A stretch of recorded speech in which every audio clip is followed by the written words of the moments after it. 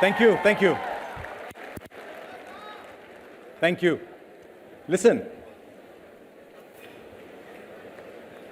Listen, the main act is still to follow, yeah?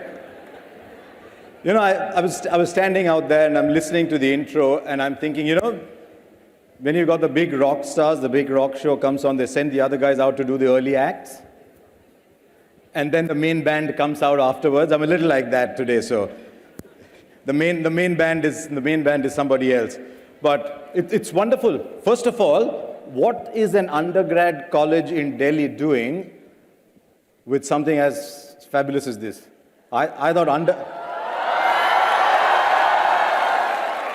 thought undergrad colleges were meant to be little classrooms, you know. Look at this. Sorry? You're postgrad. See there, postgrad as well. But this is wonderful. And I'm delighted that so many of you have come to listen to, well, for want of a better word, a tech star. And one of the things I'm going to be asking him, and maybe I should ask you first, actually, because yours is actually currently the only generation that matters in India. Others don't matter. We talk, you matter. So, no, that's true. I'm not trying to play to the gallery, don't worry. Because your generation can see through it right away, right? So who are the latest rock stars, man? Are the latest rock stars the movies or the cricketers or the technology stars? CEOs are the big rock stars. Gee, man, we're all in the wrong business. Okay, since you're all the rock stars, let me call him. He's sort of simple, like you and me. Went to college like all of us, maybe dreamt like all of us, and then just went and did some things, yeah, which I'm sure some of you are going to do as well. So since the verdict has come out loud and clear, let's call Sundar Pichai.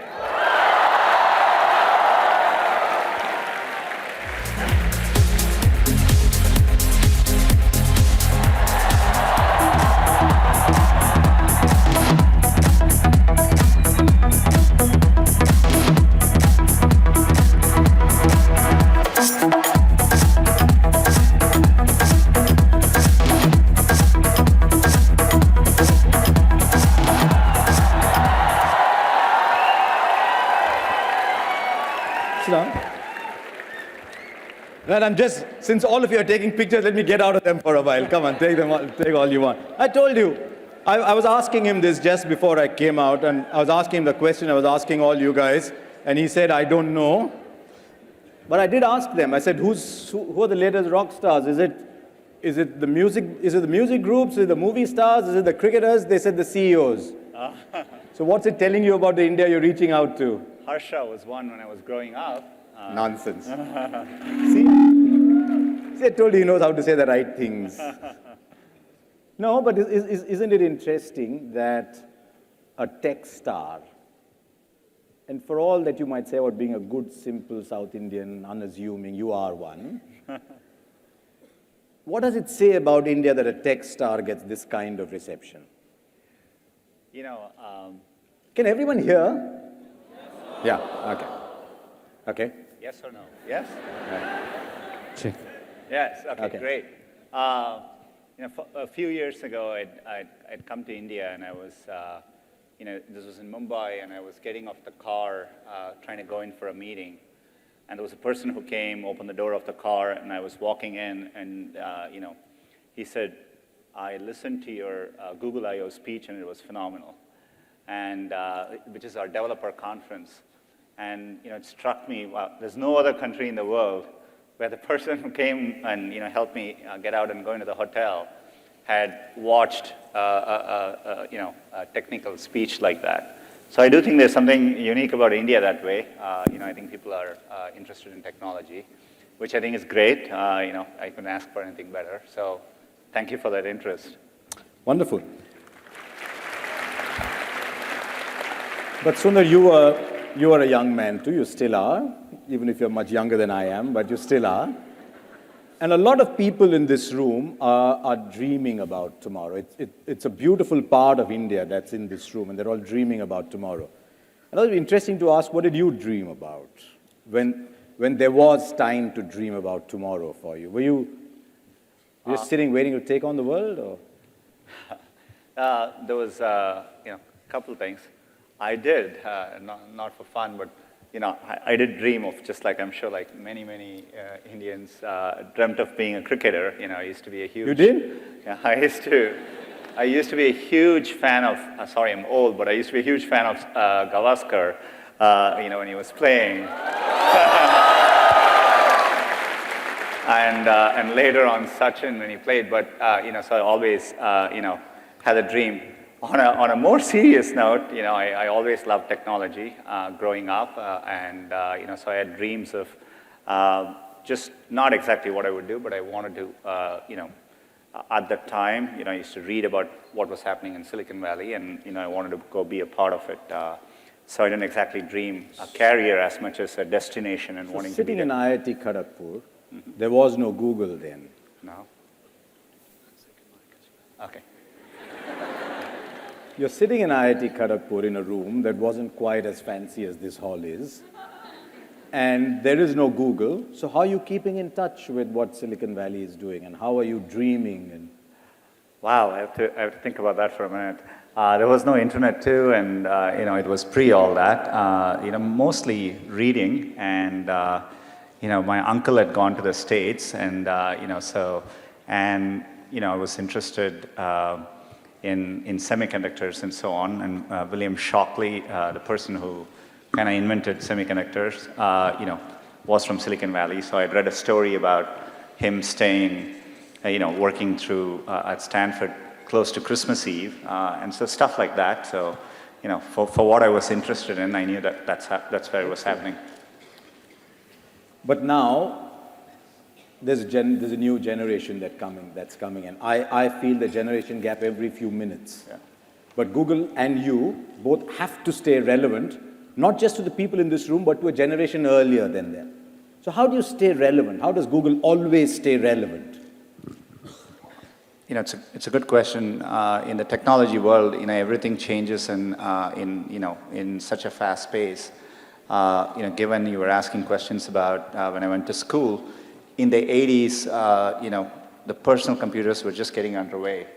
And, in 10 years from then, I just gone to the US, and the internet, as we know, came into existence. And 10 years after that, mid-2000s, when the first smartphones came into being, right? Android didn't even exist 10 years ago. And but kind of shows you how much things change. And so a lot of what we do is to figure out what that next wave is, and you have to do that. You have to reinvent yourself. Part of the reason we are all very interested in India is, it's an amazingly young country. It's a vast country. And so in many ways, we do think the trends of the future will come from places like that, so largely explains our deep interest in places like India. Just to tell you how much India has changed, there's a young man there who's taking a selfie of you from as far as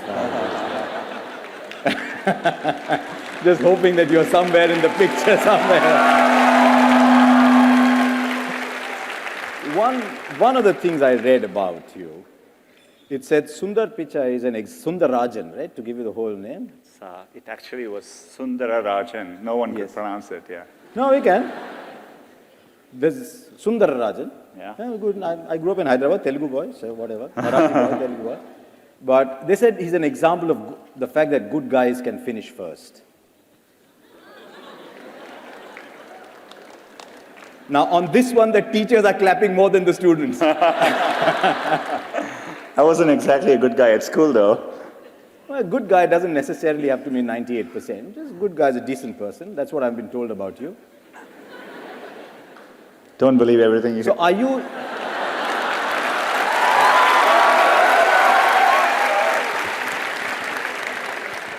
And that brought more cheers. So you're not the Rahul Dravid of the tech industry. I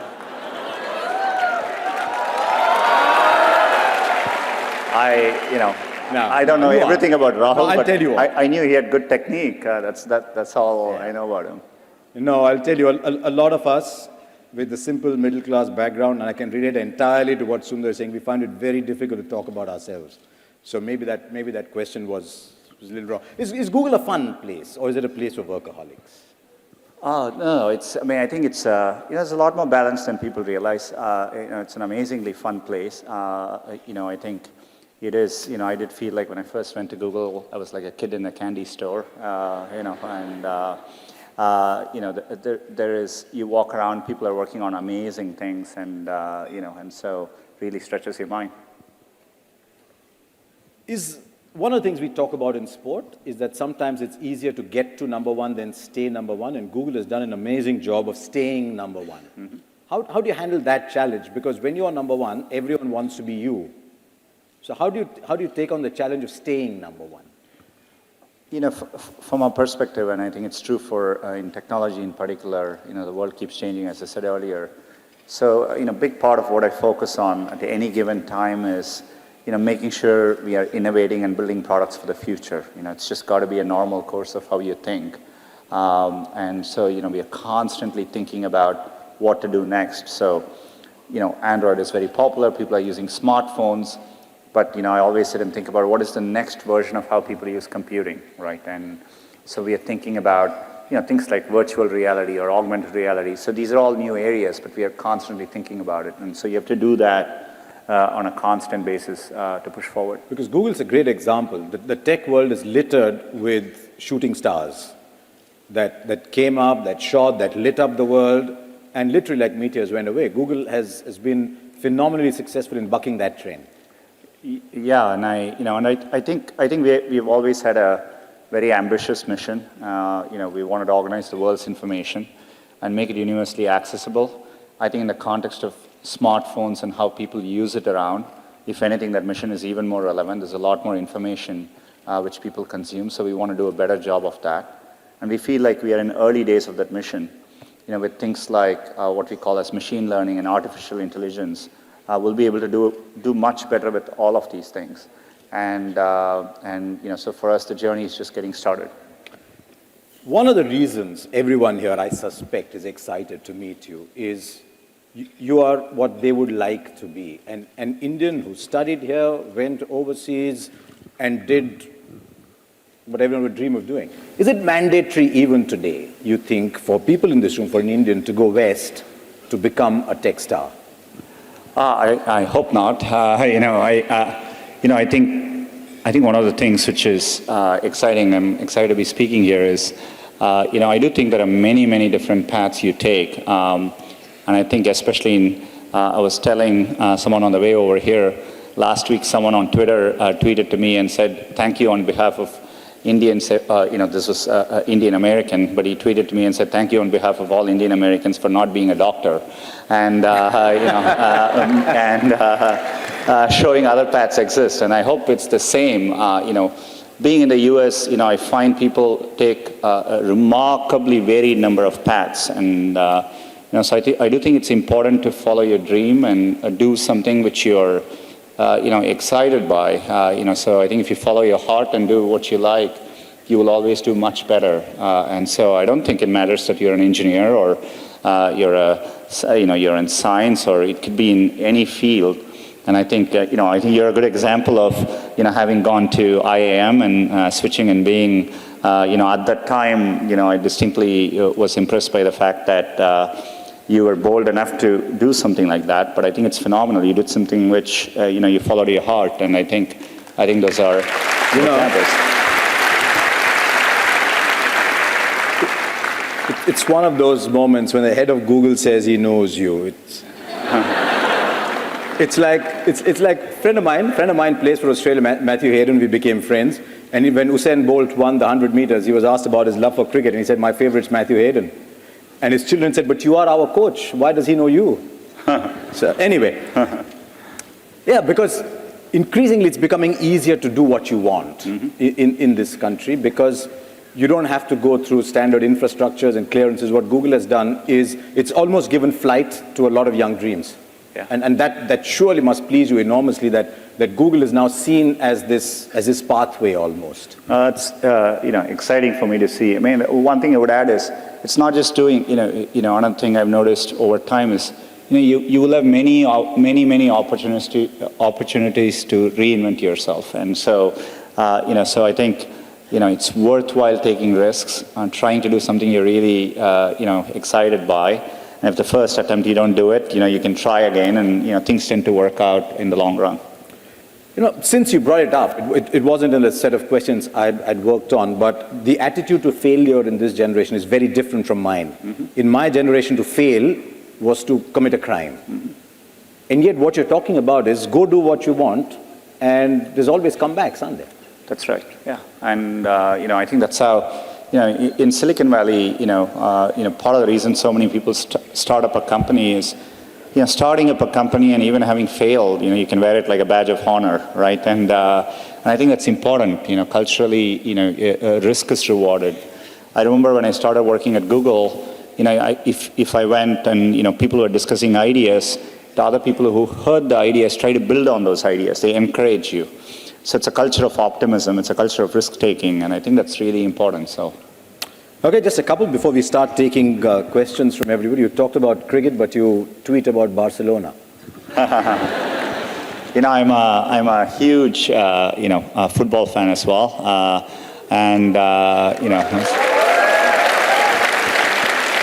I remember when I was young, waking up driving my mom crazy because I would wake up in the middle of the night to watch World Cup soccer at that time and to watch the Brazilian team in those days, in the 80s. And, I continue to, cricket and soccer are two sports I follow. I follow actually football more now because it's easier to follow it there. And I'm a very big Barcelona and a Messi fan.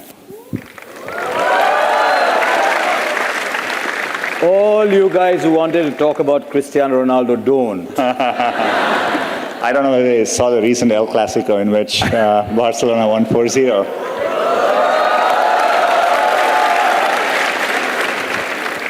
If there are any Real Madrid fans, they just have to keep quiet, right? You can't do anything. So Test cricket or T20, Sundar? Because he grew up in Madras, not in Chennai. Yeah, there you go. And Madras is as Test cricket as you can get. I was telling Harsha just before we walked in, I was fortunate enough to go and see most of you may not remember, but in the 80s, in 1986, we had it was a second tie test, I think, between India and Australia. And I was in the stadium then, and somebody had given me tickets because they thought the match was going to be a draw. But, I always thought Test cricket was amazing. I had the time to watch it then, too. But, I followed the transition to one-days very, very well. T20s, I catch it, but it was something I didn't grow up with. So, I don't enjoy it as much as I do one-day or Test cricket, but, it's exciting, too. Okay, since you're here, I'm reproducing a line somebody told me. They said, in the Google era, Test cricket is threatened. In the Google era? In the Google era. Where everything is at your fingertips, everything's moving so fast, yeah. But, some things stand the test of time, so yes, hopefully. They do. I'm a big Test cricket fan anyway. Yeah. Okay, one last question before I throw open the questions for you.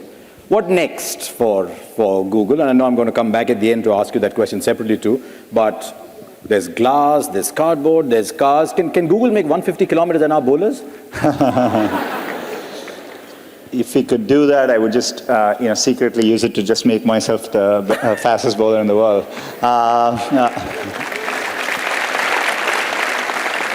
I think there are many things we are working on. Things which I'm excited by are, most of what we do today in computer science is, by engineers coding, and these are hand-coded systems. Over time, what we call as machine learning, or an extension of that, artificial intelligence, we'll be able to, in a learned way, build systems which automatically learn and do things.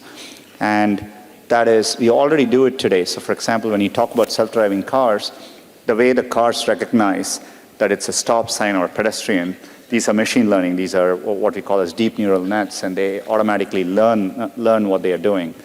So these are incredibly powerful things to come in the future. And so I think we are barely scratching the surface. And things like that will apply to healthcare, many, many fields. And so, there's a lot left to do.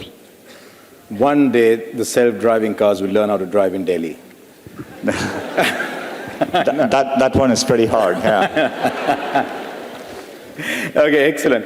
We've got questions from you, and it's incredible how many of you wrote in and asked questions. Geez, he's wearing a Google shirt as well. Okay. Okay, the question comes from Chandra Nair. Chandra, there you are, from Kulachi Hansraj Model School. Have I got the pronunciation right? Yes, sir. Excellent. Chandra, your question. My question is, what would you have been if not the CEO of Google? Wow, I would have taken, I'm not that picky, football or cricket, I would have been okay with either. I think I would have still been building software products, that's what I love to do, and, I always was fascinated by the fact that, with software, if you had an idea in your head, you could make it happen and you could see the outcome of what you did. And, I love building products at the end of the day, and, it's what I would have liked to do. It's the old thing, isn't it? When remember my father telling me when we were growing up, become whatever you want, but just try and become the best at it. So if you want to build products, just try and become the best at it, don't you? Okay, I think we're going left to Soumya Joshi from SRCC. Hi, Soumya, I'm Soumya. Hi, Sundar. Hi, Harsha. So my question for Sundar is, I'm right here. There you are, yes. So my question for you is, what motivated you to switch fields from first metallurgy to management to computer science? And did you ever feel incompetent or even a bit insecure while working with people who were given more qualified in that field than you were? My background, so I was always interested in technology, and the first chance I could get to program, I learned programming, and so for me, I never thought of it as switching fields as much as when the internet started happening. It took me a while to realize the power of it, and it became obvious to me for the first time we are going to have something which could connect one day all of humanity and would profoundly transform what people did. So I wanted to be a part of that, so part of that journey. So that's how I thought of it, and so I didn't think of it as necessarily switching careers. To answer your second question, absolutely. I would actually encourage all of you. If at some point in your life, you have to work with people where you feel a bit insecure, right? That's essential, because that means you're working with people who are better than you and who are pushing you, right? And so I always encourage, if you actually feel very secure in what you do, that means you're doing something comfortable and you're not pushing yourself. And so there are many, many times I've felt working with people in a group, am I doing enough? These people seem much better than me, and I think that's an inherent part of learning.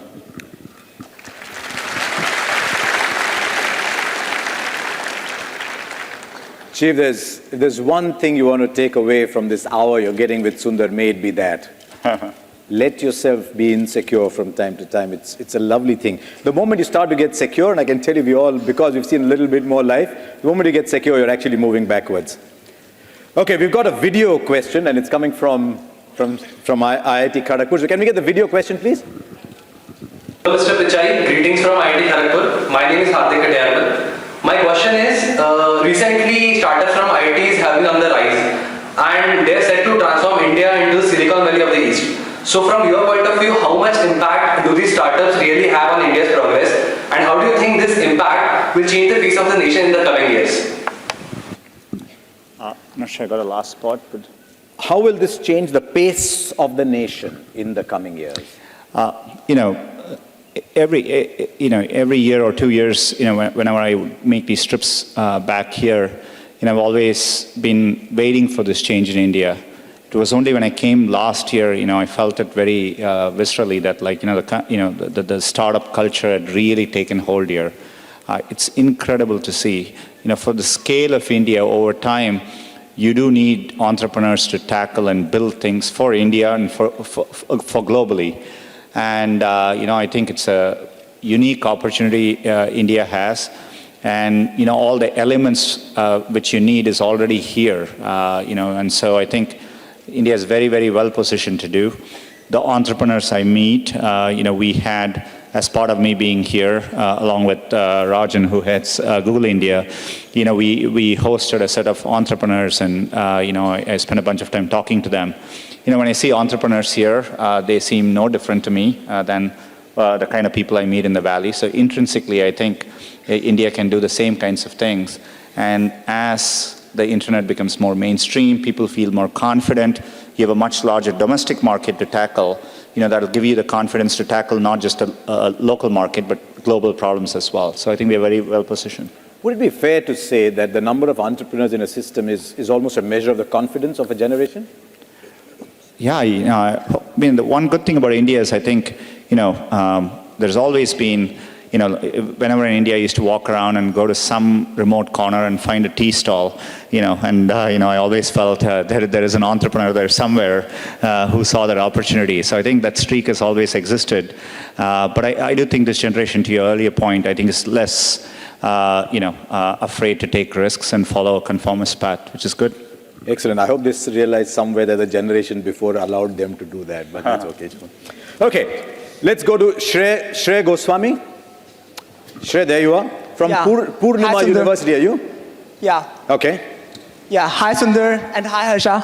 Yeah, I just want to ask that there are a large number of developers who are students and developing quality apps, and they have startups as well. So how Google is planning to help them or support them apart from GBG or GDG groups? Developers are, I think, the bloodline of software, right? I mean, like, the more developers you have, you'll have more ideas and problems getting solved. India is uniquely positioned. There's tremendous interest in software development compared to most countries in the world. One of the things which we announced, as part of me coming here, is we have a new program underway we are investing now. We plan to do this over the next 3 years to train 2 million new Android developers. And we are doing that in partnership with 30 universities. And so I'm incredibly excited by that. And, because for me, getting that many developers out there in the workforce, some of them will be entrepreneurs and will go on to solve many new things. A lot of these people are from Delhi, maybe they're from around here, but I think you'll find that the real fever will actually come from outside the metros. I mean, I'm not saying these people don't have the fever, but it's fantastic to see how India has grown into the smaller towns, and it's grown largely because people like Google have made information available to them. So Google has almost democratized society to that extent. Exciting to hear. Okay, we've got a teacher. This way. Malini Narayanan. From Army Public School, Shankar Vihar? Yeah. All right. Morning. Sorry, I'll turn back this way. There you are, ma'am. Yeah. A special moment to interact with you. Must also tell you that we have over 200, 300 school students here, and I head the Army Public School. I'm the principal. My question to you is, the Indian education system has done extremely well. We have you in Google, and that is the proof of the pudding. We want to know, how do we now adapt ourselves to become future ready? And what are the skills and the techniques that the children now need to learn so that they have an edge over the other competitors? There are plenty of nations fielding people. So how do we get the edge over the other nations of the world? Thank you. For me, I think a way, as you said, India has a strong educational system, and there's a culture of valuing education, which is phenomenal. I think ways in which we could move forward would be, for me, if I look at what is needed to solve the next generation of problems, creativity is an important attribute. I think so. Encouraging more creativity through the educational system. Today, I do think our educational system values, rigorous academic knowledge over necessarily, being more creative in how you approach education. I think that's important. Another thing I would say is, and I think I've seen it in the best schools in the US, etc. It's what I call, it's very experiential, very hands-on. People learn how to do things by doing them, and not just by learning about them, right? And I think that's a big difference. So, to me, so allowing a system in which there's a lot more creativity, learning how to get things done by hand, and so much more of a project-based experiential learning are all, I think, trends which the Indian educational system needs to adopt. And I also think it's important to teach students to take risks, and and making sure the system doesn't penalize for you to take risks, and if you're different. And so those are all attributes which I think are important. So. You have no idea how popular you just became with her students. No, but it's interesting because a lot of the time in the Indian education system, as I was getting my son to study for his exams, and he said they're only testing me on what someone else has already answered. They're not allowing me to learn for myself. And what Google has done now is Google gives all the answers to the questions that are going to come in the exam. So how do people study? And it's a very valid question that she asked. How do we study now? So the education system has now got to adapt to the fact that Google is giving you all the answers anyway. Maybe that's one of the reasons why we are very good at re-engineering, but not as good as inventing. So, okay, there you are. Thank you, Mani. Thank you very much. Okay, we've got another video question coming for us. Here's an interesting one. Can we play the video, please? Hi Sundar, why do we still not have Indian desserts as Android OS names? Like N for Naan Khatai, N for Neyappam, or maybe P for Peda?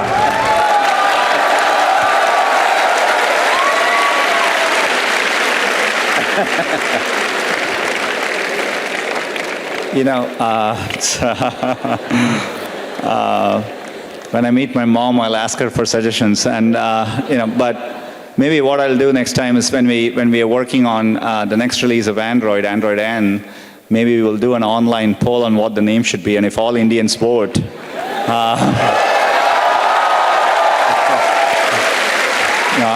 I think we can make it happen.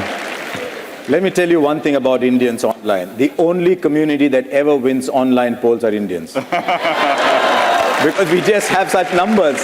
Which is why I'm suggesting it. I suspect your mother might say when you get to P that P for payasam will be good. Though, you know, though when I was young, you know, I never liked sweets. Now I do. You know, I used to take the payasam and actually add sambar to it so that it didn't taste that sweet. Any of you did that? S is long way away. We won't wait for S for sambar. So. Okay, there's a lot of people who've also used social media to send in questions as well. So let's get the first one that's coming off the screen, and it's coming from Rishikesh More, or using the hashtag #AskSundar. Is there any possibility that companies in the IT, computer, internet sector, as big or as successful as Google, can be created in India? And the world comes to India for service. You'll see this theme coming through. There's a great latent pride among a lot of people. So this will keep coming through. If yes or no, what do you think is holding us back? You know, if I can answer this question with a slightly longer term view, I think absolutely. You know, there is nothing intrinsic I see why from India, you know, we cannot do what you know, people have achieved externally. So there's nothing intrinsically. You know, there are probably a set of structural reasons why it hasn't fully happened yet, but you know, those barriers are slowly going away, right? And a big part of it is, to the earlier question, a culture of startups and risk taking. And I think, you know, India's historically had a much more of a professional culture and a culture of entrepreneurial approach. You know, it's been very, very exciting to see. To me, a bigger thing to go with that would be, as the internet reaches more users in India, and India has 1 billion user base, like China now has, or it's getting to, then people, you know, when you tackle problems in India, you can think about big problems, right? And so you can be very ambitious in what you tackle. And the part of doing that is what leads to big global companies. So I am absolutely confident this will happen in India. It's just a matter of time. It's not, you know, so it's going to happen. One of the things you do very well, and you must have done in your personal life at some point, was to think big, think scale. Was that part of you? Can that be learned? The ability to just think of something big, think scale? Or was the environment around you after you traveled to the US, did that nurture this ability to think big? And maybe that'll be part of the answer that Rishikesh was asking. Yeah, I mean, it's a good question. Some of it is, you know, I do think Google played a big part in it. You know, I think at Google always, you know, we used to think about solving problems. You know, always what we would look for is, will it one day apply to 1 billion people, right? And so if we did something, will it work for 1 billion people? And we wanted to work on problems which people used in their everyday life. And so we always asked those questions. So everything we did, you know, when we worked on even simple things like, at the time, Google Books, the approach was, what if we could scan all the books in the world and bring them online? And so there was an inherent assumption of scale in everything we taught, and so that really helped shape my thinking. Excellent. So guys, think scale. Okay, we're going back. I think where's Sushma from the North Cap University? Sushma, you around somewhere? Yeah. Hi. Ah, there you are. Hi. Good afternoon, sir. So we heard that Google committed to provide the broadband connectivity on almost 500 railway stations in support for the Digital India initiative. So, sir, the question is, how do you think this is going to benefit Google, and how do you think India is going to get benefited from such an initiative? We are very excited about the public Wi-Fi project. It's the largest public Wi-Fi undertaking in the world, because the 400 railway stations which we are working on, each day will get over 10 million passengers. And we are talking about real high-speed connectivity through Wi-Fi. So you can watch your favorite Bollywood videos in high definition, and many more things.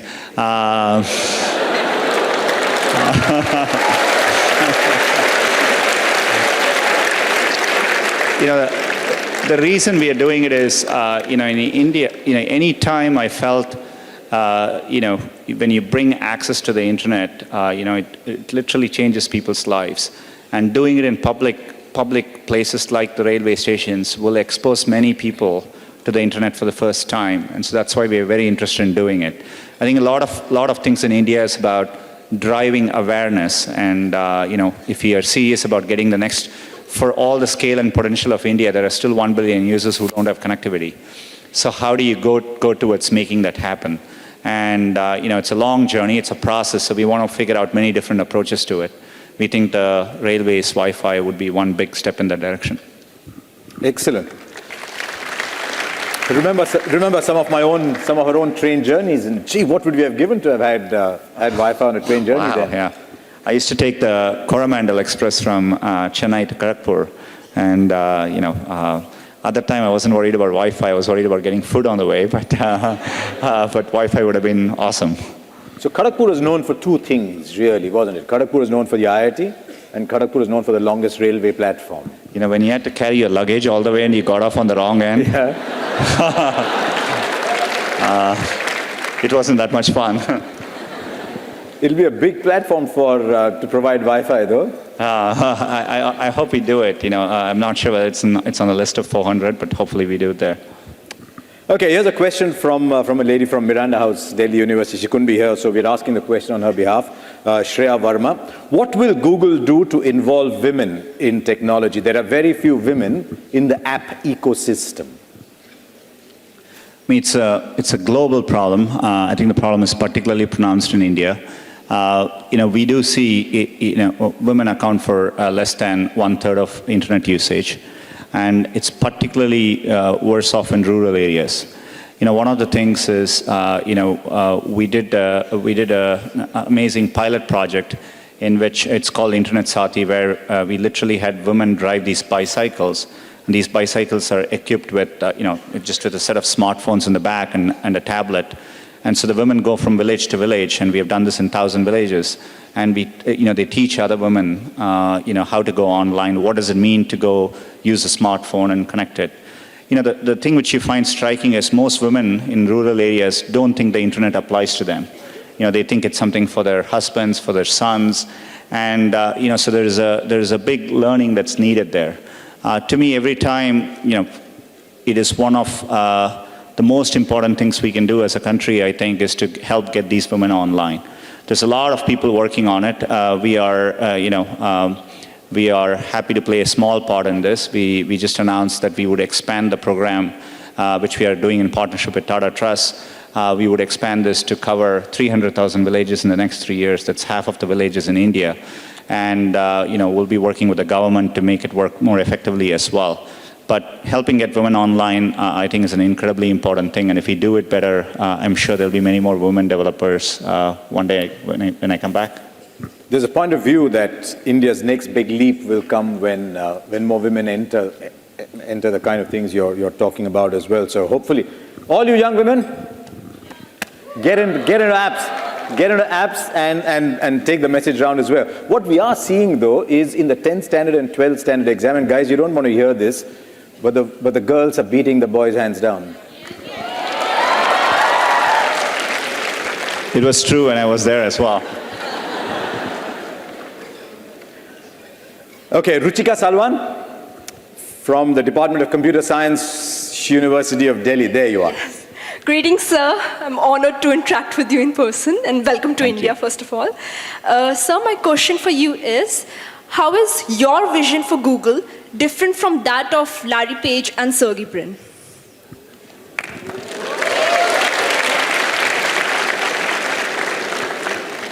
I worked with them very closely for many, many years. I think part of why we have been able to do this together is we kind of share the same aspirations. We, of course, have a lot of differences, and we debate approaches to how you solve problems. But at a high level, all of us have felt that you can use technology and computer science to solve problems at scale, big problems which will make a difference in people's day-to-day lives. We've always been interested in doing that. So that's the common thread by which we have thought about problems. And so I do, I share a lot more in common than not. So. Didn't you ever sort of get up one morning and say, you know what, these two guys produced a world-changing company, and they want to give it to me? They're still very involved. I think they are equally ambitious, and they want to do a lot more with it. But I think for me it was truly a privilege to get this opportunity, and so I'm excited for it. Okay, we've got another from social media. There's 2 or 3 guys who've sent in this question. So can we get it off the screen, please?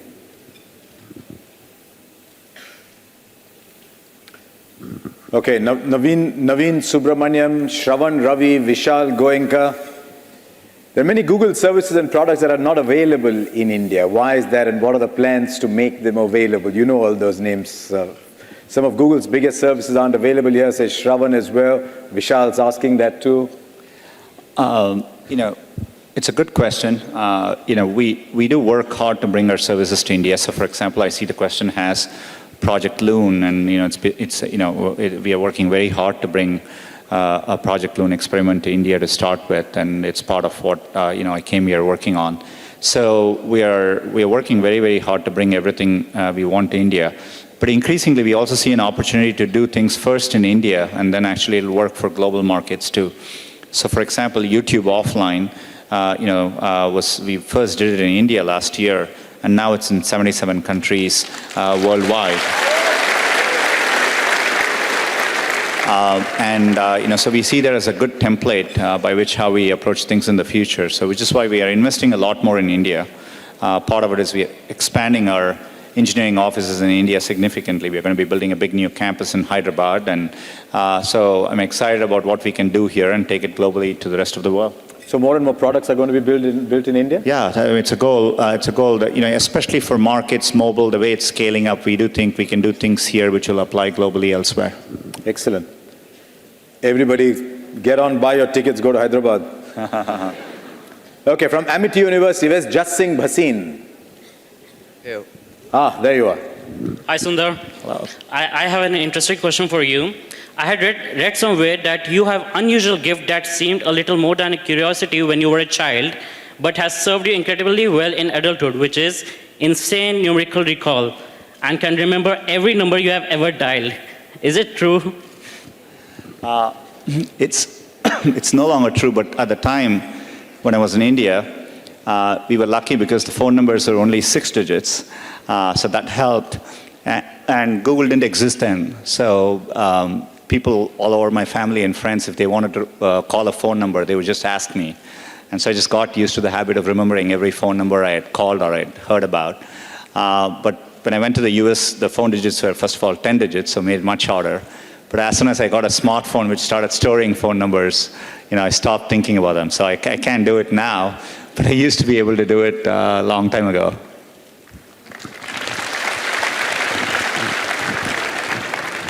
Jeez, you reach a stage when everybody's younger than you. When we were kids growing up in Hyderabad, the first telephones that came had 2-digit numbers.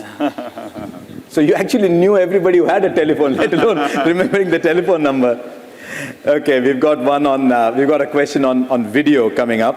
I think there's Meghna from IIT Kharagpur. They all seem very excited about asking you questions from IIT Kharagpur. So let's get it off the video screen. Hi, my name is Meghna and I'm from IIT Kharagpur. My question is, Google or Alphabet is no longer restricted to being only a search engine, but we seldom hear about any non-computer science undergraduates working at Google.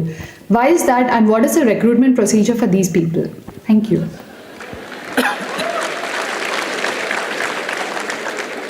It's not. I mean, we do hire a lot of people, who are non-computer science undergrads. If you look at the scale of Google, to do something, to do a product well, building the product is only one aspect of it, right? You want to be able to build it, you want to scale it, take it to market. How you take it to market? How do you market it? How do you sell it in certain cases? The end-to-end work that takes to make a product happen. It's a very cross-functional thing. So we hire people from all kinds of backgrounds. There are language majors at Google, people who have done history, people who have done business, commerce, and engineering. So I'm confident. In fact, a majority of people at Google probably don't have computer science as an undergrad background overall. So follow your dreams, and you can work wherever you want. Also tells you your life is changing. I thought in that photograph in the background there was a badminton racket and what looked like a guitar. Did you have that at IIT Kharagpur? I think so. You might have. Excellent. Yeah. So how many of you are non-computer science graduates who want to work in Google? Now the number of non-computer science hands were less than the number of hands saying they want to work in Google. Okay. Now there's almost a pattern now to all interviews in India where the host is required to ask rapid-fire questions of the guest.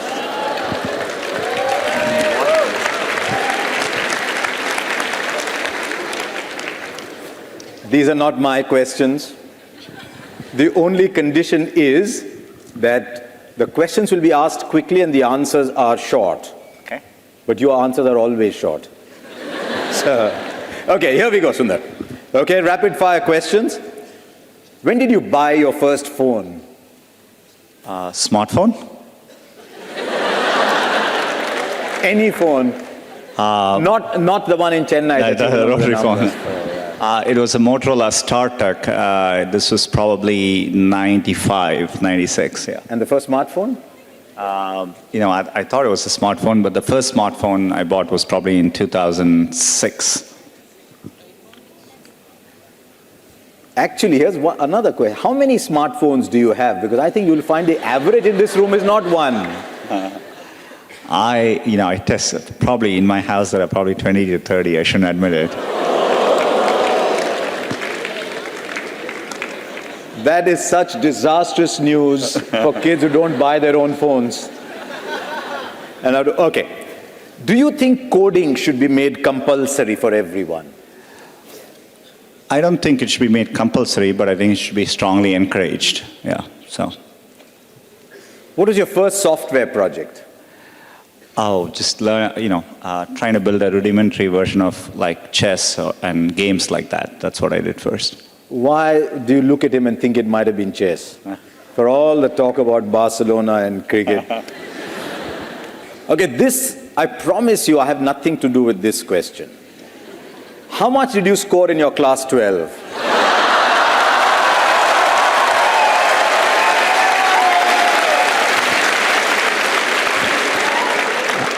Not enough to get into Sriram College of Commerce.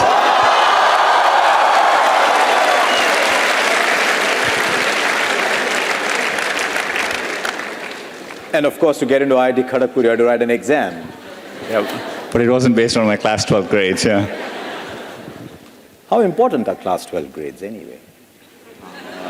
No, it's a serious question because when we were growing up, class 10 and class 12 grades were everything. There were some people who were good enough to write entrance exams and get into IITs, right? Some of us weren't. Yeah. So we had to live with our 10th and 12th standard grades. There are too many teachers in the room for me to answer that question. Okay, last one. Where do you see Google in the next 30 years? I think it's a long question. I just want to make sure the next 30 years we are still able to work on problems which really work for people on a day-to-day basis. Hopefully, at that point, serve all of humanity in a profound way. So that's where I want to be. And that is important to Google, isn't it? It is. It is a core part of at least what drew me to Google. I think the chance that we could work on products which would one day, reach everyone in the world. I didn't have access to computing growing up, and once I got access to it, it changed my life. And so I've always been interested in, this is why we work on affordable Android smartphones or Chromebooks, and being able to reach everyone, I think it's a foundational part of what we do. It's 2 o'clock. We've got our last question coming up, and it's coming off our screen.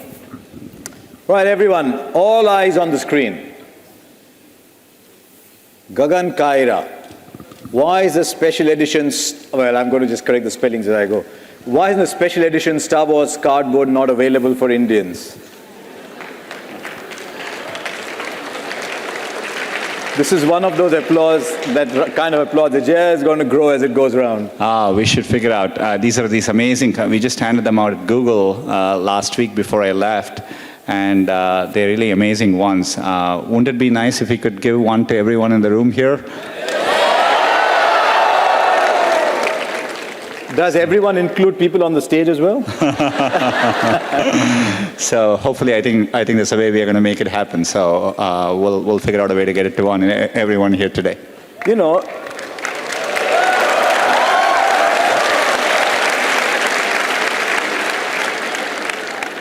It's so typical of you, as I've got to know you in the last hour, to make a huge announcement in such an understated manner. So everyone's going to get one, guys. What do you think of that?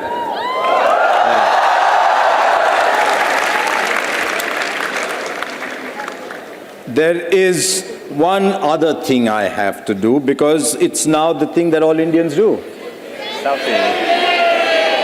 But you don't get to take it, I do. This is, and for someone who has technology challenge as me, this is a big challenge. This is a 360-degree selfie. Okay, so I'll take a couple. I don't know if you can stand that far apart, but I'll aim it at you. It's okay if I don't get in, but it's 360 I will, I guess. Okay, there you are, and I'll come closer. Sit. This is everyone's fanboy moment. Yeah. There you are. It's incredible. I saw some of these, and for someone who has challenged as me, it sort of blew my mind to do a 360-degree selfie, which means everybody is in it. So, there you are. Thank you very much, everybody. Thank you, all of you there as well. Thank you.